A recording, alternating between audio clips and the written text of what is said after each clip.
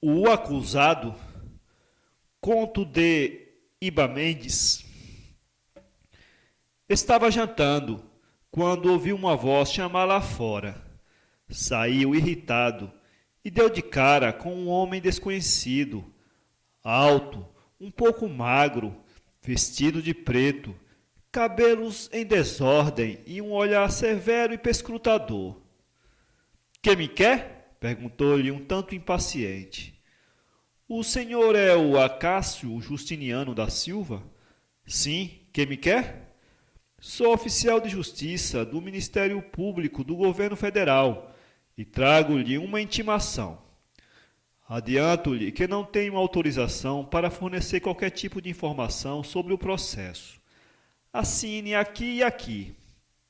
O homem estremeceu e olhou para o agente do governo, espantado e desconfiado, mirando bem o seu crachá ao peito e indagando-lhe se ao menos poderia esclarecer sobre o teor do tal processo, pois desconhecia qualquer acusação contra si. Ademais, dizia com voz alterada, um representante do governo tem a obrigação de fornecer os esclarecimentos necessários aos cidadãos. O oficial, no entanto, repetiu apenas que não estava autorizado a fornecer qualquer tipo de informação e que tudo constava nos autos. Nos autos, nos autos, repetiu nervoso o emissário, enquanto anotava alguma coisa numa agenda grande e vermelha. Nem sentara e foi logo abrindo o envelope pardo, com timbres e carimbos que indicavam tratar-se de fato de um despacho público.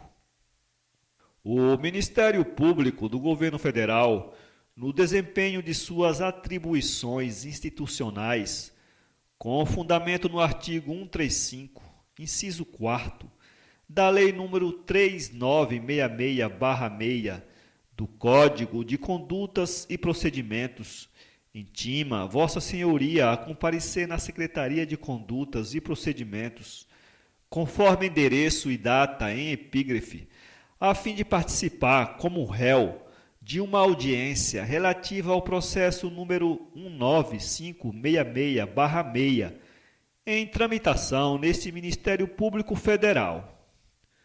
Sentou-se com o papel nas mãos, todo trêmulo e desesperado. Com os olhos fixos no texto, tentava evocar o passado, buscando reproduzir na memória algum acontecimento ou alguma conduta que porventura pudessem ter sido os geradores de tal processo. Sua consciência, porém, não o acusava de nenhum ato indigno. Acerca dele, sabe-se que era de fato um cidadão pacato e ordeiro, um rígido cumpridor das leis, e que, não raro, ostentava um certo orgulho de nunca ter se envolvido em negócios sujos, nem ter seu nome arrolado em falcatruas de qualquer espécie.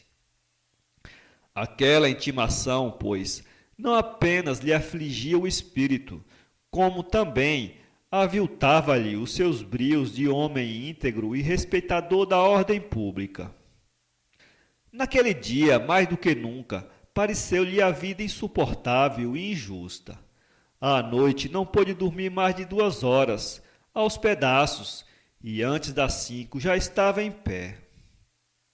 Aprontou-se mal, engoliu o café e saiu rapidamente para o centro da cidade, onde tencionava encontrar um bom advogado que pudesse defender a sua causa.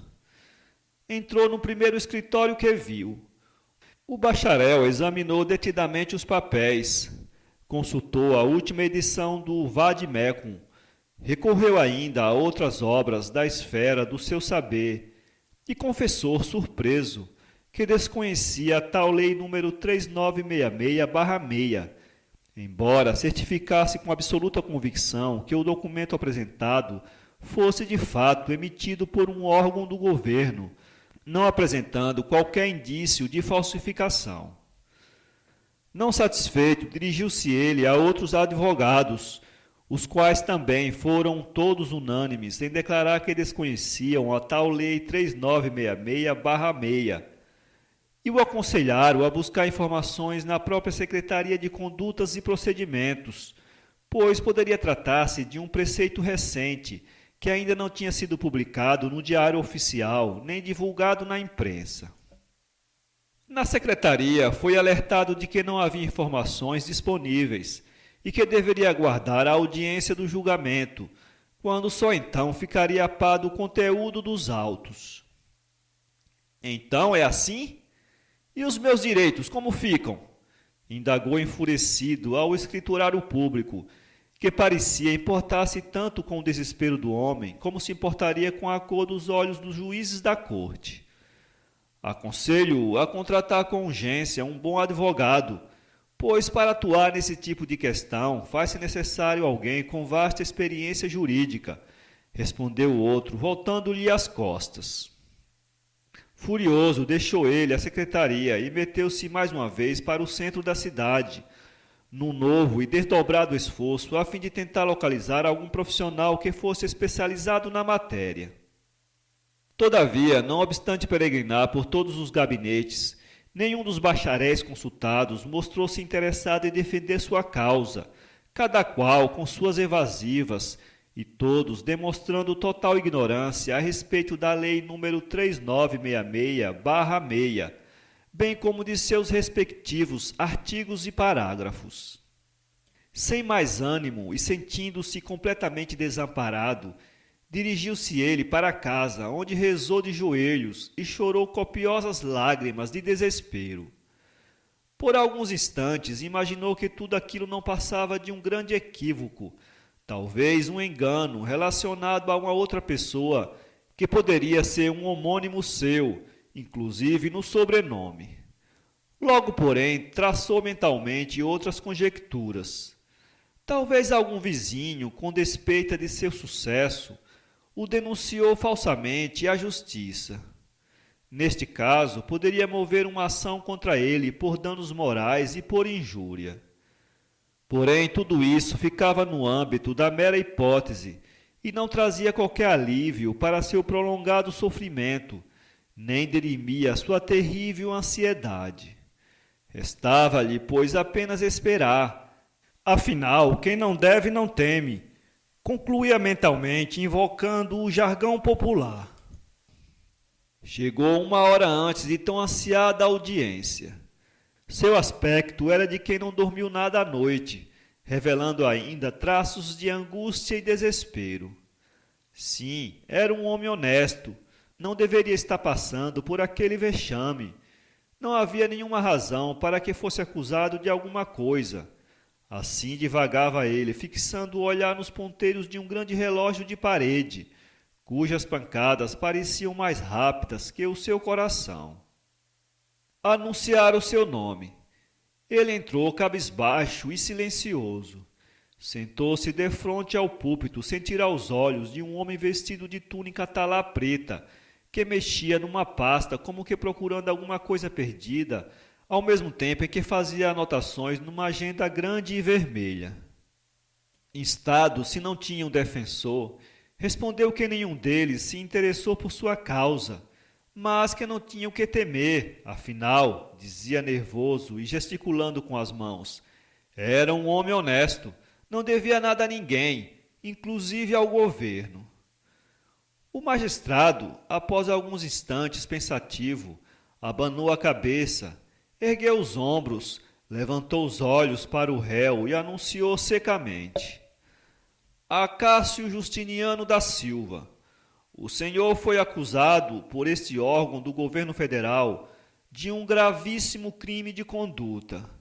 Pela extrema gravidade de seu delito, esse tribunal decidiu protelar este julgamento para uma data ainda não definida, de modo que o senhor terá tempo suficiente para se amparar com um bom advogado, que lhe será de muita valia quando for novamente intimado a depor. Ele ia falar, mas reprimiu-se. Estava exausto e sentia-se sufocado. Era como se estivesse num eterno pesadelo, descendo a um abismo infinito. Tomado de uma confusão constrangedora, retirou-se. Em casa, atirou-se exausto sobre a cama, refletindo em tudo o que até ali lhe acontecera. Que crime gravíssimo teria cometido?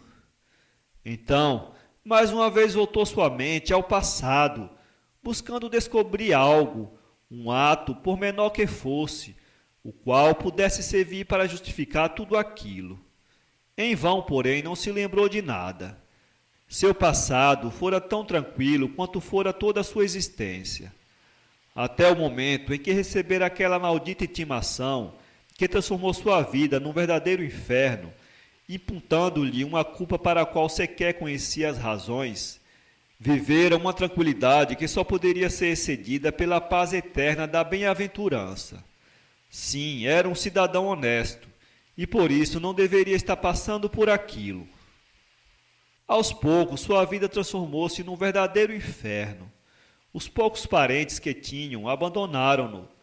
Os amigos distanciaram-se todos. Os vizinhos passavam ao largo e constrangiam-se só por vê-lo.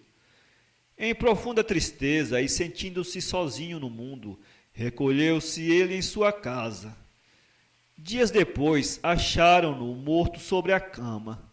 Bem ao lado de seu putrefato cadáver, encontrou-se uma agenda grande e vermelha, na qual constavam todos os delitos de que tinha sido acusado. Para ler este conto, acesse www.poeteiro.com. Contato iba@ibamendes.com.